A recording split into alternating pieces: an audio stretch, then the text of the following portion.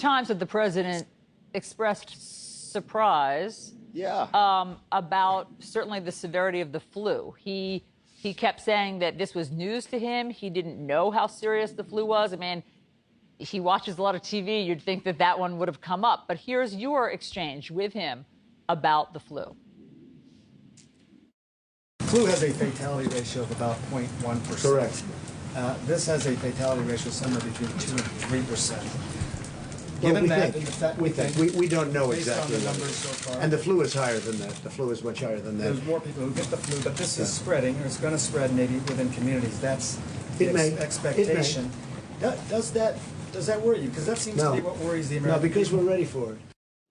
What did you take away from that exchange, Sanjay? Well, I mean, there are a few things. First of all, the president, I think, earlier was talking about the similarities between this coronavirus and the flu in terms of how it spreads. And, there are similarities there. These are both very contagious pathogens.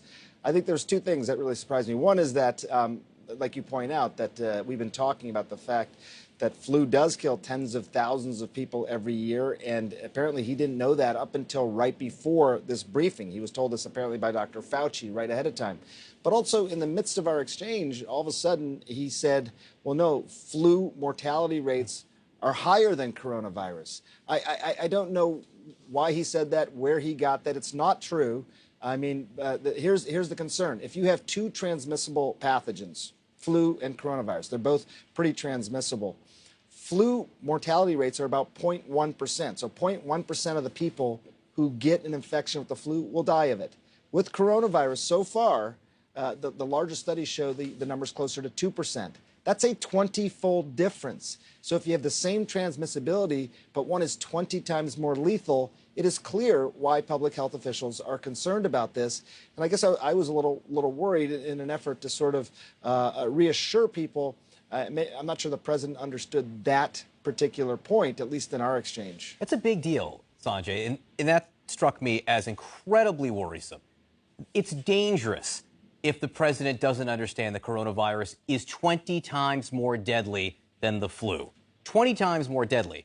Look, we may be able to do things to slow down the spread, and there's no reason to panic, but you need to understand the facts here. And if one of the facts is it's 20 times more deadly, the president has to acknowledge that. He has to acknowledge it, and it changes, I think, the entire approach, right?